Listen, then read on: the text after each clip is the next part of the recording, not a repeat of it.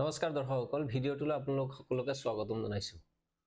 ইতিমধ্যে কংগ্ৰেছ ত্যাগ কৰি প্ৰাক্তন মন্ত্ৰী বিস্মিতা গগৈয়ে বিজেপিত যোগদান কৰিছে। বিজেপিত যিসকলে যোগদান কৰে তেওঁলোকে বিজেপিত অন্য দলৰ পৰা বিজেপিত গৈ বিভিন্ন ধৰণৰ তৈলমৰ্দনৰ কাম আৰম্ভ কৰি দিয়ে। ব্যতিক্ৰম নহয়, বিস্মিতা গগৈও ইমান দিন কংগ্ৰেছত আছিল। তৰুণ গগৈৰ কালত কংগ্ৰেছৰ মন্ত্ৰী আছিল বিস্মিতা গগৈ, আৰু সেইগৰাকী বিস্মিতা গগৈয়ে এতিয়া বিজেপিলৈ যোগদান কৰাৰ পিছতে কৈছে যে কংগ্ৰেছত মহিলাসকল সুৰক্ষিত নহয়। অৰ্থাৎ মহিলাসকল কংগ্ৰেছত সুৰক্ষিত নহয়, হয়তো ইয়াত অংকিতা দত্তৰ কথা ক'ব বিচাৰিছে। আমি জানো যে অংকিতা দত্ত সেই শাৰীতে আছে যি পথেৰে গৈ অংকিতা দত্তইও বিজেপিত যোগদান কৰিব, আৰু হয়তো বিজেপিত যোগদান কৰিয়ে অংকিতা দত্তইও একে সুৰত কথা ক'ব যে বিজেপিতহে মহিলাসকল সুৰক্ষিত, কংগ্ৰেছত মহিলাসকল সুৰক্ষিত নহয়। পিছে বিজেপিত মহিলাসকল কিমান সুৰক্ষিত বা বিজেপি চৰকাৰৰ দিনত ৰাজ্যত বা দেশত মহিলাসকল কিমান সুৰক্ষিত সেই কথাবিলাক আমি সকলোৱে জানো। বিলকিছ বানুৰ পৰা আৰম্ভ কৰি অলপতে বাৰাণসী যি প্ৰধানমন্ত্ৰী নৰেন্দ্ৰ মোদীৰ লোকসভাৰ সংসদীয় সমষ্টি হয়, তাতে এখন বিশ্ববিদ্যালয়ত কিদৰে মহিলাসকলৰ সৈতে যুৱতীৰ সৈতে তাতে কুকৰ্ম কৰা হ'ল, তাৰ পিছত সেইসকল এতিয়া জেলৰ ভিতৰত আছে, আৰু সেইসকল বিজেপিৰ সৈতে জড়িত আছিলে। বিভিন্ন স্থানত বিজেপিৰ হৈ তেওঁলোকে নিৰ্বাচনী প্ৰচাৰ পৰ্যন্ত চলাইছিলে, এতিয়া তেওঁলোক জেলৰ ভিতৰত আছে। গতিকে বিজেপিত মহিলাসকল কিমান সুৰক্ষিত, ইয়াতকৈ ভাল উদাহৰণ আৰু কি হ'ব পাৰে। বাৰাণসীত স্বয়ং প্ৰধানমন্ত্ৰী নৰেন্দ্ৰ মোদীৰ সমষ্টিতে যদি বিজেপিৰ বিশ্ববিদ্যালয়ৰ যুৱতীৰ সৈতে অশ্লীল কামত লিপ্ত হৈছে, জোৰ জবৰদস্তি কৰি তেওঁলোকৰ ওপৰত নাৰী নিৰ্যাতন কৰিছে বিজেপি নেতাসকলে, গতিকে ইয়াতকে ভাল উদাহৰণ আৰু কি হ'ব পাৰে নাৰী সুৰক্ষাৰ। বিস্মিতা গগৈয়ে কংগ্ৰেছত নাৰী সুৰক্ষিত নহয় বুলি কৈ হয়তো ক'ব বিচাৰিছে যে বিজেপিতে নাৰীসকল সুৰক্ষিত। পিছে বিজেপিত ইয়াৰ পূৰ্বে বিজেপিত বিভিন্ন নেতা মহিলা নেত্ৰীয়ে বিজেপি নেতাৰে নিৰ্যাতনৰ সন্মুখীন হ'বলগীয়া হৈছে। কিছুদিন পূৰ্বে অসমৰে এগৰাকী বিজেপি নেত্ৰীয়ে আত্মহত্যা কৰা বা অৰ্থাৎ হত্যা কৰাৰ কথা ওলাইছিলে, সেইবিলাকৰ কোনো ধৰণৰ তদন্ত বা কোনো ধৰণৰ ন্যায় পোৱা আমাৰ পৰিলক্ষিত হোৱা নাই। বিলকিছ বানুৰ কথাটো বেলেগ। বিলকিছ বানুৱে গুজৰাটৰ সেইসকল ধুৰন্ধৰবিলাকৰ ওপৰত যি কেছ কৰিছিলে, তাৰ পিছত তেওঁলোকক জেললৈও পঠিওৱা হ'ল, আকৌ বিজেপিৰ আশীৰ্বাদত জেলৰ পৰা উলিয়াও আনি নিৰ্বাচনী প্ৰচাৰ কামত তেওঁলোকক জড়িত কৰা হ'ল, আকৌ সুপ্ৰিম কোৰ্টৰ অৰ্ডাৰত সেইসকলক পুনৰ জেললৈ পঠিওৱা হ'ল। গতিকে বিলকিছ বানুৰ সৈতে ন্যায় নহ'ল, কথাটো মানি লৈছোঁ, কিন্তু অন্তত প্ৰধানমন্ত্ৰীয়ে ফটো উঠি ফুৰা এই দিল্লীত মহিলা অলিম্পিক খেলুৱৈসকলৰ সৈতে ফটো উঠি ফুৰা সেই খেলুৱৈসকলকতো অন্তত ন্যায় দিব লাগিছিলে।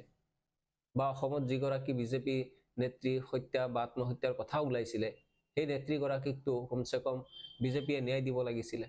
তেনেকুৱাতো পৰিলক্ষিত হোৱা নাই। গতিকে বিস্মিতা গগৈয়ে অতীত পাহৰিছে, বিস্মিতা গগৈয়ে বিগত 10 বছৰৰ কাম কাজ পাহৰিছে, অন্যথা বিস্মিতা গগৈয়ে তৈলমৰ্দনৰ কাৰণে এই ধৰণে এতিয়া মন্তব্য কৰিবলৈ আৰম্ভ কৰিছে। যিকোনো দলত দলৰ শীৰ্ষ নেতৃত্বক বা দলক তৈলমৰ্দন কৰাটো অতি সাধাৰণ কথা, আমি জানো এইবিলাক কথা। দলৰ নেতাসকলক দলৰ শীৰ্ষ নেতৃত্বক যদি তৈলমৰ্দন নকৰে তেনেহ'লে ভাল সুবিধা নাপায়, দলত হয়তো টিকট নাপাব, বিভিন্ন ধৰণৰ পদবীবিলাক তেওঁলোকে নাপাব, গতিকে তৈলমৰ্দন কৰাটো অতি স্বাভাৱিক। কিন্তু এগৰাকী মহিলা হৈ মহিলাৰ সৈতে হোৱা অত্যাচাৰ ইমানৰ পিছত যদি প্ৰতিবাদ কৰিব নোৱাৰে, তেনেহ'লে আৰু সেইগৰাকী মহিলাৰ নেতৃত্ব দিয়াৰ অধিকাৰ ক'ত থাকে। গতিকে বিস্মিতা গগৈয়ে কংগ্ৰেছ এতিয়া শাসনত নাই, তথাপি কৈছে কংগ্ৰেছত মহিলাসকল সুৰক্ষিত নহয়, কিন্তু বিজেপিত মহিলাসকল কোন ফালৰ পৰা সুৰক্ষিত, বিস্মিতা গগৈয়ে এই কথাবিলাক ৰাইজক জনাব লাগিছিলে, যিহেতু ৰাইজক প্ৰতিনিধিত্ব কৰে বিস্মিতা গগৈ।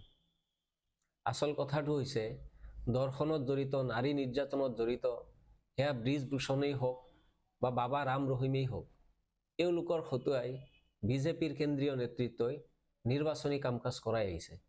বাবা ৰাম ৰহিমে নিৰ্বাচনৰ সময়ত ওলাই আহে, আকৌ কিছুদিন পিছত জেললৈ যায়, অৰ্থাৎ তেওঁ জেললৈ নাযায় যেন শহুৰৰ ঘৰলৈকে যায়, দুদিনমান থাকে আকৌ ঘূৰি আহে।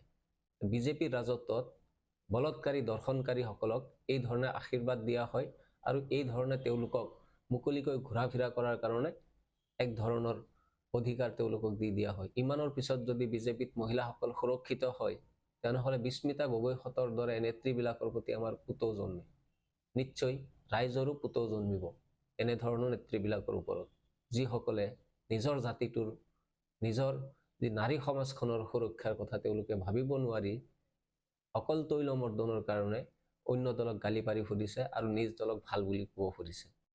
বিজেপিৰ মহিলাসকলৰ প্ৰতি কিমান ধৰণৰ দৰদ আছে, মহিলাসকলৰ প্ৰতি তেওঁলোকৰ সদ্ভাৱ কেনেকুৱা, বা মহিলাক ন্যায় দিয়াৰ ক্ষেত্ৰত বিজেপিৰ নেতা মন্ত্ৰীসকল কিমান আগ্ৰহী, সেই কথা আমি পূৰ্বতে বহু উদাহৰণ চাই থৈছোঁ।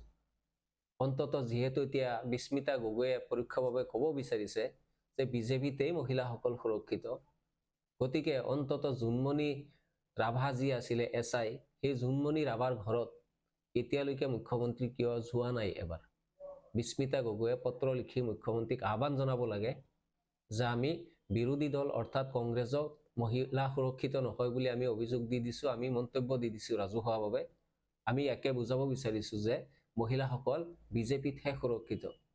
গতিকে মুখ্যমন্ত্ৰী মহোদয়, আপুনি এবাৰ জোনমণি ৰাভাৰ ঘৰলৈকে যাওক, জোনমণি ৰাভাৰ ভাতৃ ইতিমধ্যে ঢুকাইছে, জোনমণি ৰাভাৰ মাতৃগৰাকীৰ কাষত এবাৰ থিয় দিয়ক। তদন্তটো ইতিমধ্যে এক প্ৰকাৰ সামৰণিয়েই মাৰিছে, দুৰ্ঘটনাতে মৃত্যু হৈছে বুলি কৈ দিয়া হৈছে, বাতৰি এনেধৰণেই ওলাইছে। গতিকে সেই পৰিয়ালটো, সেই বৃদ্ধ মাতৃগৰাকীৰ কাষত মুখ্যমন্ত্ৰীগৰাকীক এবাৰ থিয় দিব লাগে। আৰু বিস্মিতা গগৈয়ে দস্তুৰ মতে বিস্মিতা গগৈয়ে এই আহ্বান বা পত্ৰ মুখ্যমন্ত্ৰীক লিখিব লাগে, কিয়নো বিস্মিতা গগৈৰ মতে বিজেপিতকৈ ভাল দলিচা হ'ব নোৱাৰে মহিলা সুৰক্ষাৰ কাৰণে। সঁচা কথাটো যদিও ইয়াৰ বিপৰীতে, সুতৰ বিপৰীতে, তেওঁলোকৰ কথাৰ বিপৰীতে, বেটি বাচাও বেটি পঢ়াও কোৱা নৰেন্দ্ৰ মোদী চৰকাৰৰ দিনত, বিজেপি চৰকাৰৰ দিনত মহিলাসকলৰ সৈতে ইমান অত্যাচাৰ কৰা হৈছে, নাৰী সমাজৰ সৈতে ইমান অত্যাচাৰ কৰা হৈছে, কিন্তু মোদী চৰকাৰ, নৰেন্দ্ৰ মোদীৰ মুখেৰে এষাৰো মাত তেওঁলোকে কোৱা নাই। নাৰী সবলীকৰণ বা নাৰী সংস্কাৰমূলক যিবিলাক কাম কাজত তেওঁলোকৰ জড়িত মহিলা নেত্ৰীসকল আছে, তেওঁলোকৰ মুখৰ পৰা এটাও শব্দ নোলায়। এনেধৰণৰ সুৰক্ষা বিজেপি চৰকাৰে দি আহিছে, আৰু সেই বিজেপিকে এতিয়া বিস্মিতা গগৈৰ দৰে বিজেপি নেত্ৰীয়ে তৈলমৰ্দন কৰাৰ কাৰণেই সুৰক্ষাৰ এক মেহফিল আখ্যা দিবলৈ ওলাইছে। বাহ বিস্মিতা গগৈ, আপোনাৰ নিচিনা নেত্ৰী ইমান দিনে কিয় কংগ্ৰেছত আছিলে? ইয়াৰ আগতে আপুনি বিজেপিলৈ গুচি যাব লাগিছিলে আৰু ভাল এটা দপ্তৰ লৈ মহিলা সুৰক্ষাৰ বাবে আপুনি কাম হাতত ল'ব লাগিছিলে।